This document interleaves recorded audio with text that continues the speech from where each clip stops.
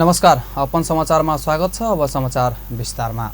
सिराहाको अर्णमामा छिमेकीले कोदालो प्रहार गर्दा एकजनाको मृत्यु भएको छ। अर्णमा 2 ब्रह्मपुरीका करिब 55 वर्षीय बुधराम महतो र बचाई महतो बीच आज बिहान खेतको सीमाको क्रममा विषयमा विवाद भएको थियो। सोही क्रममा बचाई महतोले कोदालो प्रहार गर्दा बुधराम महतोको घटनास्थलमै मृत्यु भएको हो।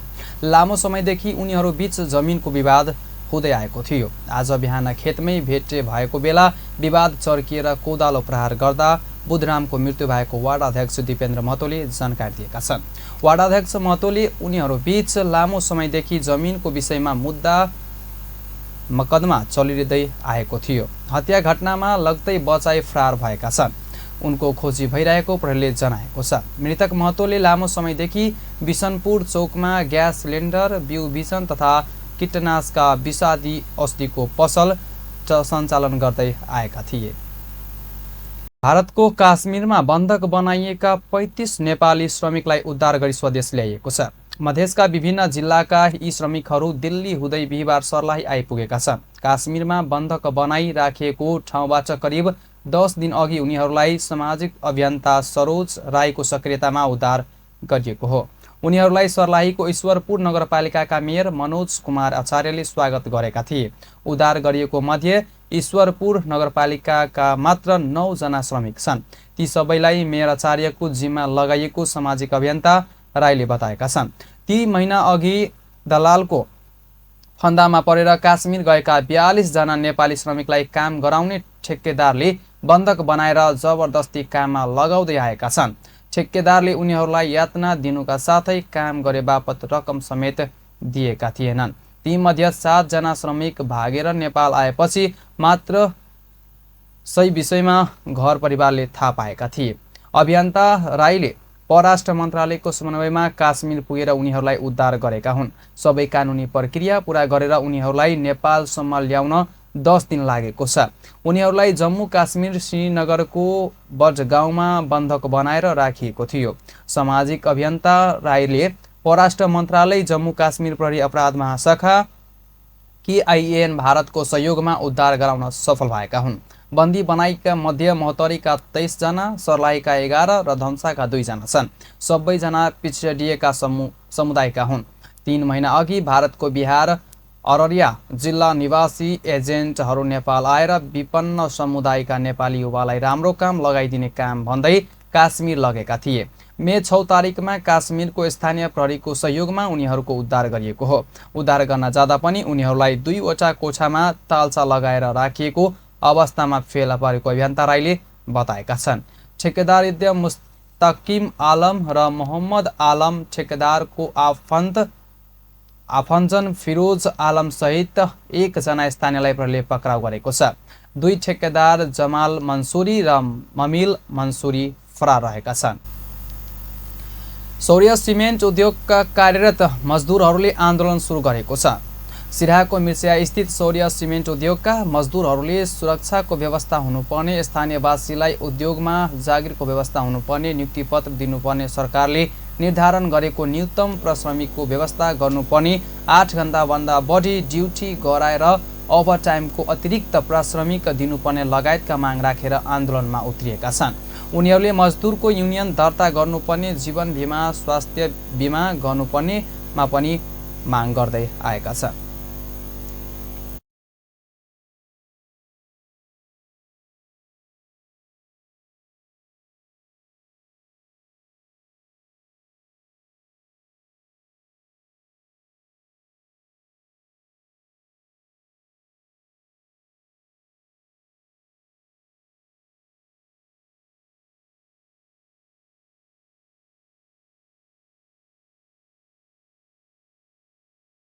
पनि केही निष्कर्ष भएन। त्यसपछि उहाँले के भन्नुभयो भने अब अर्को बैठक चाहिँ नि हामी आधिकारिक व्यक्तिसँग बसौँ भन्ने कुरा गर्नुभयो। अनि 28 गतेको दिन वैशाख 28 गते बसेको दिन चाहिँ नि अब संविधान में लिखल है से मजदूर के साल में 10% चाहे 30% सैलरी हर एक मजदूर के, इंजीनियर के, सब चीज़ के कानून में लिख कर देने।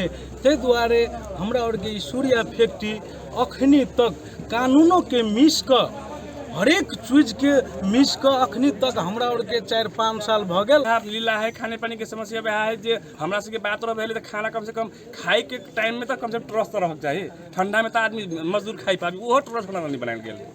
पटक पटक हम सब एम्बुलेंस के व्यवस्था नहीं भेल है जे मतलब जो टांग कटाइल है ओकरा मजदूर के कम से कम क्षतिपूर्ति चाहिए कि नहीं चाहिए ओकरो अखना तक नहीं दिया गेल है। क्षतिपूर्ति नहीं दिया है मतलब इलाज करा देलक।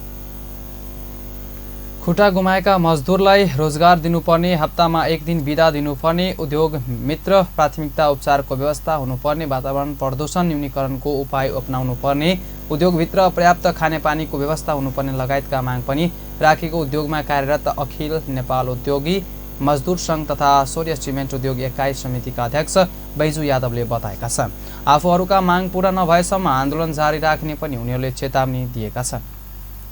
युवाहरूलाई कानुन तथा सार्वजनिक नीति निर्माण प्रक्रियामा सहभागी गराउने उद्देश्यले मध्य प्रदेशमा youth in policy and governance fellowship कार्यक्रम सञ्चालन गरिएको छ। पोखरा रिसर्च सेन्टर र अमेरिकी दूतावासको सहयोगमा मध्य प्रदेशका युवाहरूलाई कानुन तथा नीति निर्माणमा सरिक गराउने उद्देश्यले यो कार्यक्रम सञ्चालनमा ल्याइएको हो। कार्यक्रममा राजनीतिक विश्लेषण तुला नारायण शाहले संहिता मधेसी लगायत उत्पीडितको अधिकार पहिचानका साथै प्राप्त उपलब्धिका विषयमा चर्चा गरेका थिए।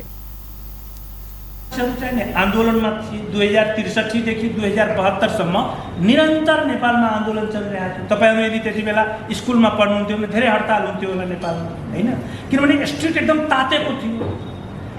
सो आन्दोलन भइराखेको थियो, संविधानले भनेको थियो संहिता हुन्छ। तर पछिल्लो समय नेपालमा संहिताको विषयमा उठ्न थालेको कुप्रचारलाई समेत निष्प्रभावित पार्नका लागि यो कार्यक्रम सञ्चालनमा ल्याइएको पोखरा रिसर्च सेन्टरका कार्यकारिणी निर्देशक सिर्जन रेग्मीले जानकारी दिएका छन्।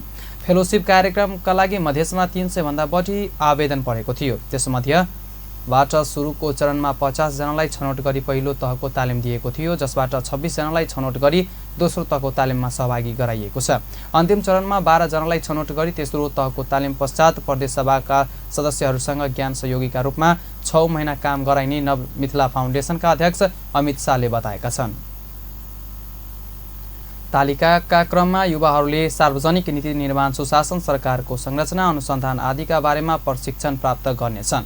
सन् 2020-21 मा पहिलो पटक गण्डकी प्रदेशमा यो फेलोशिप आयोजना पोखरा रिसर्च सेन्टरले अमेरिकी दूतावास काठमाडौँको सहयोगमा सञ्चालन गरेको थियो। 2021-22 मा कर्णाली प्रदेशमा दूतावासकै सहयोगमा रिस्ती फाउन्डेसनसँगको सहकार्यमा यो कार्यक्रम सञ्चालन गरिएको थियो भने गण्डकीमा नेसनल इन्डोमेन्ट फर डेमोक्रेसीको सहयोगमा सञ्चालन गरिएको थियो। सामाजिक विकृति तथा पुराना सोचका विरुद्धमा निर्माण भएको मैथिली कथानकार चलचित्र मिलन शुक्रबारदेखि प्रदर्शन हुन लागेको छ। आरएसए प्रोडक्सनद्वारा तयार पारिएको सो फिल्मको निर्माता निर्देशन श्याम सुन्दर झा र राम सुन्दर झा रहेको छ। सन्तोष कुमार झाको लेखनमा निर्माण भएको चलचित्रमा समाजमा विधवा विवाहका विषयमा भएको गलत मान्यतालाई चिर्ने प्रयास गरेको छ। जनकपुर धाममा आज आयोजना गरिएको पत्रकार सम्मेलनमा लेखक सन्तोष कुमार झाले फिल्म जनकपुर धामको गिरिजा, चलचित्र मन्दिर, सिराहाको लाहान, राजविराज तथा विराटनगरको 2वटा सिनेमामा शुक्रबारदेखि प्रदर्शन हुन लागेको जनाएका छन्। और लगानी के वसूली से ऊपर उठ के हम सब सोचे छियै अपन भाषा के समृद्धि के लेल किछु धन के जे ओहिमे योगदान हो या तन से मन से जे हेतै ओहिके लिए हम सब समर्पित छियै, ओही के लेल काज कर रहल छियै। बुझल छै जे लगा रहल छियै एतै नहीं एतै। सो फिल्मको नायकको रूपमा रहेका सञ्जीव पूनम मिश्रले आइपीएस अफिसरको रूपमा भूमिका निर्वाह गरेका छन् भने गायिका मेघा सक्सेना रहेका छन्। मुम्बईमा तयार पारिएको सो फिल्म दर्शक वर्गले मन पराउने विश्वास लिएको छ। अब सानो व्यावसायिक विश्रामपछि बाँकी समाचार। जब केस है मजबूत तब लागत आरो सुंदर असली आंवला डाबर आंवला। भ्यासलिनको ग्लिसरिन र जेली फर्मुला त्वचाको 10 लेयर भित्र गई सुक्खापनलाई फेरि आउनबाट रोक्दछ। नियमित रूपमा भ्यासलिन प्रयोग गर्नुहोस्, सुक्खापनलाई टाढा राख्नुहोस्। New Parachute Sun Protect Green, enriched with natural saffron extracts. It blocks 98% of harmful sun rays and creates a personal sunshade that always travels with you. Parachute Skin Pure Sun Protect with SPF. Uncle, shopping list. Results आयो रे अब के पढ्छौ? Doctor भन्छु best कलेजेसमा apply गरेकी छु। सबै college उस्तै होइनन् र? हेयर ओइल पनि त सबै उस्तै देखिन्छन् नि। त्यही पनि तपाईले मलाई बेस्ट नै दिनुभयो नि। म पनि आफ्नो लागि बेस्ट नै रोज्न चाहन्छु। प्याराशुट एडभान्स्ड बेस्ट रोज्नेहरूका लागि यो 3 तहसम्म गई कपाललाई बनाउँछ भित्रैबाट बलियो, चम्किलो र सुन्दर। प्याराशुट एडभान्स्ड मेरो लागि बेस्ट। काठमांडू के पैराडाइज मेन पावर अब अपने जनकपुर धाम में वैदेशिक रोजगार के लिए संपूर्ण कार्य करे वाला Saudi, Qatar, Dubai, Malaysia, Kuwait लगायत संपूर्ण देश सब में गारंटी के साथ पठावा वाला अपने के कहल बमोजिम के सैलरी में गारंटी के साथ विदेश पठावा वाला एकमात्र भरोसेगर कंपनी अब अपने जनकपुर धाम में पैराडाइज मेन पावर।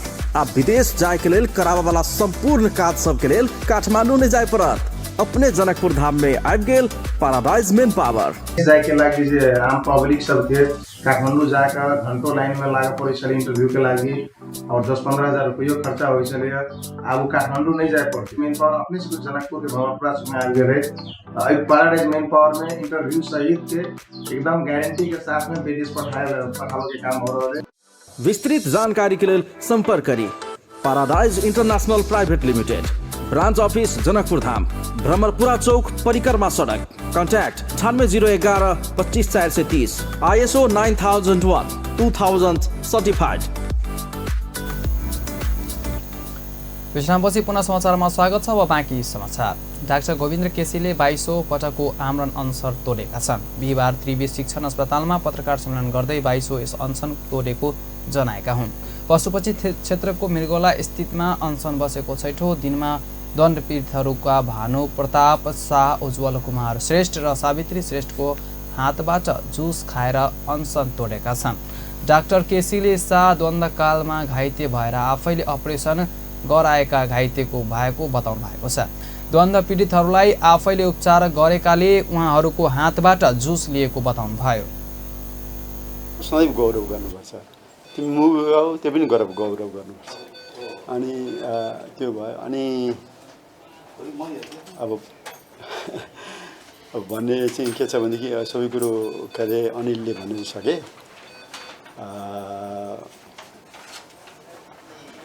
धन्यवाद कगा दिनुपर्छ, उहाँहरूले दिइसके। त्यस कारणले गर्दाखेरि मलाई लाग्छ अब उ गरौँ होला। डाक्टर केसीका अनसनमा सशस्त्र द्वन्द्वकालका पीडितलाई न्याय दिनुपर्ने भन्दै प्रधानमन्त्री एवं माओवादी अध्यक्ष पुष्पकमल दाहालको तत्काल राजीनामा माग थियो। सबै नेपालीलाई निःशुल्क औषधि उपचारको व्यवस्था गर्नुपर्ने, यस अघि गेटा स्वास्थ्य विज्ञान प्रतिष्ठान सञ्चालन गर्ने विषयमा भएका सम्झौता कार्यान्वयन गर्नुपर्ने, सशस्त्र द्वन्द्वकालका पीडितलाई न्याय दिनुपर्ने, कार्की आयोगले दोषी ठहराएका व्यक्तिहरूलाई कारबाही गर्नुपर्ने थप 4 बुँदे माग राखेर अनसनमा थिए। यी माग राखेर अनसन बसेका केसीले कतैबाट पनि वास्ता नपाएपछि अनसन भङ्ग गरेका हुन्। अल्पमतमा परेको मधेस सरकारको मुख्य दल जसपा नेपालको संसदीय दलको बैठक सम्पन्न भएको छ। बिहिबार मुख्यमन्त्री निवासमा भएको छलफलमा पूर्व मुख्यमन्त्री लालबाबु राउत बाहेक सबै सांसद उपस्थित रहेको प्रमुख सचेतक राम आशिष यादवले जानकारी दिनुभएको छ। उहाँका अनुसार मधेस सरकारको नेतृत्वमा रहिरहने र त्यसका लागि विश्वासको मत निर्धारित 30 दिनको समयभन्दा अगावै लिने जानकारी दिनुभएको छ। त्यस्तै पार्टीमा भएको फुट गलत र अवैधानिक रहेको पुष्टि गर्न सबै शक्ति लगाउने, मधेसका सबै सांसद एक ढिका भएर पार्टी नेतृत्वलाई आत्मबल दिँदै पार्टी बचाउन आफ्नो तवरबाट सक्रिय हुने, आगामी जेठ 28 गतेदेखि 30 गतेसम्म तोकिएको महाधिवेशन निर्धारित समयमै सम्पन्न गर्ने नीति तथा कार्यक्रममा कस्ता योजनाहरू समावेश हुने भन्ने सवालमा पार्टीका सबै सांसदले लिखित रूपमै संसदीय दललाई सुझाव दिनुपर्ने लगायतका विषयमा छलफल भएको जानकारी दिनुभएको छ। जनता समाजवादी पार्टीका अध्यक्ष अशोक राईले आफ्नो नवगठित पार्टीको सम्बन्धमा सर्वोच्च अदालतले दिएको आदेश न्यायोचित भएको बताउनु भएको छ। बिहिबार नयाँ बानेश्वर स्थित संघीय संसद भवनमा सञ्चारकर्मीहरूसँग कुराकानी गर्दै अध्यक्ष राईले जनता समाजवादी पार्टी गठनको सम्बन्धमा सर्वोच्च अदालतले दिएको आदेश न्यायोचित भएको बताउनु भएको छ। केही दिन अघि राईले उपेन्द्र यादव नेतृत्वको जनता समाजवादी पार्टी नेपाल फुटाएर जनता समाजवादी पार्टी गठन गर्नुभएको थियो। राई नेतृत्वको जसपालाई निर्वाचन आयोगले पनि दल दर्ताको प्रमाणपत्र दिएपछि जसपा नेपालका अध्यक्ष यादवले पार्टी गठन अवैधानिक भएको भन्दै सर्वोच्च अदालतमा रिट दायर गर्नुभएको थियो। सर्वोच्च अदालतले हाललाई जसपा गठनको सम्बन्धमा काम कारबाहीलाई यथावत राख्न आदेश दिएसँगै उहाँले यस्तो प्रतिक्रिया दिनुभएको हो। उहाँले सर्वोच्च अदालतको आदेश आफूहरूले अपेक्षा गरे अनुरूप नै आएको बताउनुभयो। गरेर निर्वाचन आयोगले चाहिँ गरेका कामहरू कतिपय निर्णय कार्यान्वयन भइसकेको, कतिपय चाहिँ कार्यान्वयनको प्रक्रियामा रहेको हुँदा जहाँ जे छन्, जे जस्तो अवस्थामा छन् तिनीहरूलाई यथावत राखेर निर्वाचन आयोगसँग चाहिँ नि 8 गते चाहिँ परामर्श गरेर त्यसपछि मात्रै चाहिँ के भन्दाखेरि टुङ्गोमा पुग्न सकिने, तबसम्म सबै गतिविधिहरूलाई चाहिँ यथावत राख्ने भन्ने चाहिँ जुन फैसला हो त्यो अपेक्षित आदेश। उहाँले निवेदकले माग गरे अनुरूपको आदेश सर्वोच्च अदालतले नगरेको भन्दै आफूहरूको पार्टी अवैधानिक रहेको भन्ने स्थिति नरहेको बताउनुभयो। नेपाली कांग्रेसका केन्द्रीय सदस्य तथा पूर्व मन्त्री शङ्कर भण्डारीले प्रदेश सरकार र धर्मनिरपेक्षता देशको लागि घातक साबित भइरहेको बताएका छन्।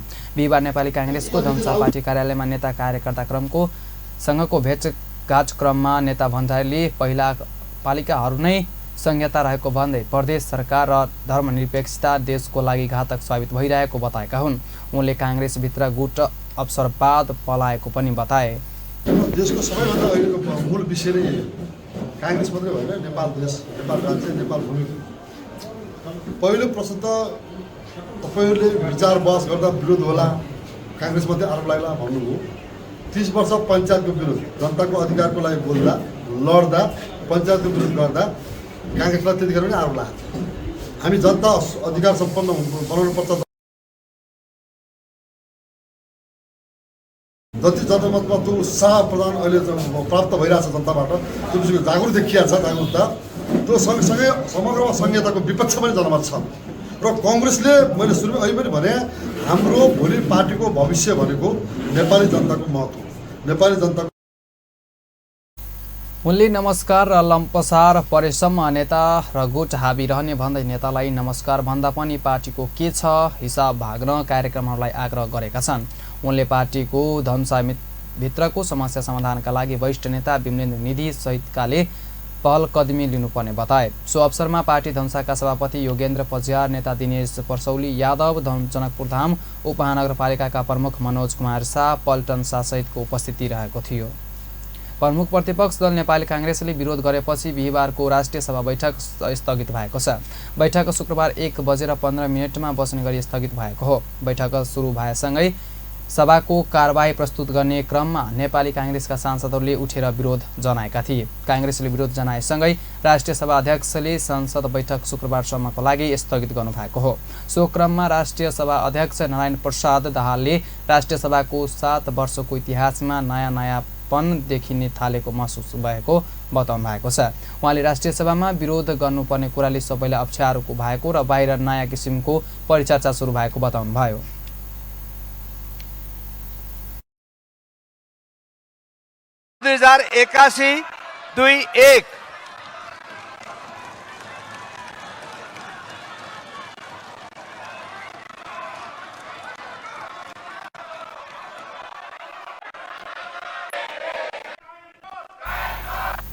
अध्यक्ष दाहालले नेपाली कांग्रेसलाई सभा सहज रूपमा अघि बढाउनका लागि भूमिका खेल्न पनि आग्रह गर्नुभयो।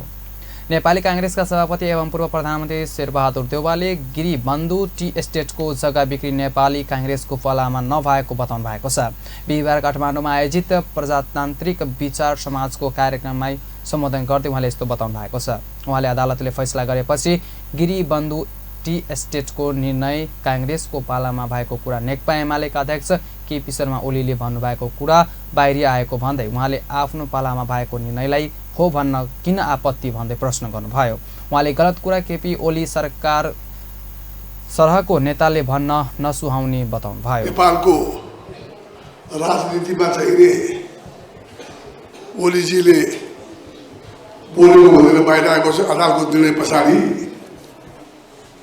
के भनेर भनेदेखिलाई ऊ चाहिँ उसको के अरे त्यो टी बन्धुको चाहिँ नि काङ्ग्रेसको पाला भएको भने आफूले निर्णय गर्नुहुन्छ काङ्ग्रेसलाई भन्नुहुन्छ कहिले कुन पाला भयो कसले भयो भन्ने भइहाल्यो नि त काङ्ग्रेस पाला भयो त्यस कारण चाहिँ नि यस्तो कुरा चाहिँ नि उहाँ जस्तो नेताले भन्नु सक्दैन आफूले गरेको कुरा गरेको भन्ने के आपत्ति छ उहाँले त्यसै कारण चाहिँ नि उहाँले केपी ओली सरहको नेताले नभएको आरोप लगाउनु नहुने बताउनु भयो। नेकपा एकीकृत समाजवादीका अध्यक्ष एवं पूर्व प्रधानमन्त्री माधव कुमार नेपालले सुदूरपश्चिम प्रदेश सरकारमा सहभागी हुन नेकपा एमालेसँग आग्रह गर्नुभएको छ। बिहिबार पार्टी केन्द्रीय कार्यालय आलोकनगरमा भएको पत्रकार सम्मेलनका क्रममा सञ्चारकर्मीहरूले उठाएको प्रश्नको जवाब दिँदै उहाँले यस्तो बताउनु भएको छ। उहाँले सुदूरपश्चिम प्रदेशमा आज मुख्यमन्त्री दीर्घ सोडारीले विश्वासको मत लिइरहनु भएको र विश्वासको मत मात्रै दिने नभई सरकारमा सहभागी हुन समेत नेकपा एमालेलाई आग्रह गर्नुभएको छ। बैठकमा व्यस्त भएको हुनाले पनि अहिले यसको संयोजन गर्ने नेकपा का महासचिव विप्लव कमरेडसँग पनि कुराकानी भेटघाट गर्न पाइएको छैन। त त्यसो हुनाले कसरी यो अगाडि बढ्छ कसरी यो अगाडि बढ्ला भन्ने बारेमा यसै भन्न सकिने अवस्था देखिँदैन। सङ्कट त निम्ति हो। अध्यक्ष नेपालले नेकपा एकीकृत समाजवादी फुटाउन सहज नरहने बताउनु भयो। सबै सांसदहरू एकताबद्ध भएर अघि बढ्नुपर्ने निर्णय सहित काम अघि बढिरहेको बताउनु भयो। नेकपा एकीकृत समाजवादी पार्टीले सहकारीको रकम हिनामिना प्रकरणमा संसदीय छानबिन समिति बनाउनु पर्ने माग गरेको हो। बुधबार सम्पन्न केन्द्रीय कमिटीको बैठकमा निर्णय बिहिबार सुनाउँदै पार्टीका प्रवक्ता जगन्नाथ खतिवाडाले पार्टीले हकारीको रकम हिनामिना प्रकरणमा संसदीय छानबिन समिति बनाउन माग गरेको बताउनु भएको हो। उहाँले कतिपय सहकारी संस्थाले अधिकारको दुरुपयोग गरी सर्वसाधारण जनताको बचत अपचल गरेर ठूलो धनराशि दुरुपयोग गरी आर्थिक तथा वित्तीय अपराध गरेको दुःखद घटनाहरू सार्वजनिक भइरहेको बताउनु भयो। गरी आर्थिक तथा वित्तीय अपराध गरेका दुःखद घटनाहरू सार्वजनिक भइरहेका छन्। यस सम्बन्धमा गृहमन्त्रीको समेत संलग्नताको समाचार प्रकाशित भएको छ। यो बैठक समग्र समस्या समाधानका लागि छानबिन समिति गठन गरी दोषीमाथि कडा कारबाही गरियोस् भनी माग। प्रवक्ता खतिवाडाले लगानी र उत्पादनको वातावरण बनाउन उद्यमहरू डुब्न नदिने प्रभावकारी आर्थिक वित्तीय तथा मौद्रिक नीतिहरू मार्फत अर्थतन्त्रको वर्तमान निराशपूर्ण अवस्थामा जिम्मेवारीपूर्वक हस्तक्षेप गर्न सरकारसँग आग्रह गर्नुभयो। अब सानो व्यावसायिक विश्राम विश्रामपछि बाँकी समाचार।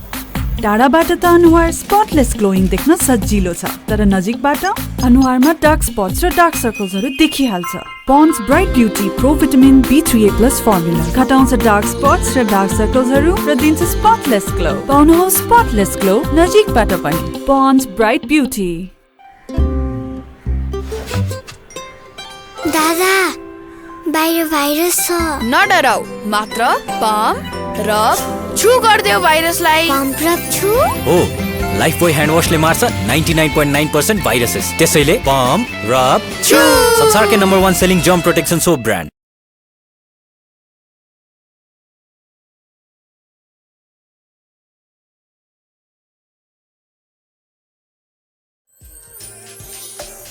New Parachute Sun Protect Matte Gel enriched with natural aloe extracts. It blocks 98% of harmful sun rays and creates a personal sunshade that always travels with you. Parachute Skin Pure Sun Protect with SPF 50PA++. My personal sunshade. विश्रामपछि पुनः समाचारमा स्वागत छ। अब बाँकी समाचार। पूर्व राष्ट्रपति विद्यादेवी भण्डारी नेता मदन भण्डारीको शालिगमा माल्यार्पण सहित श्रद्धाञ्जली अर्पण गर्नुभएको छ।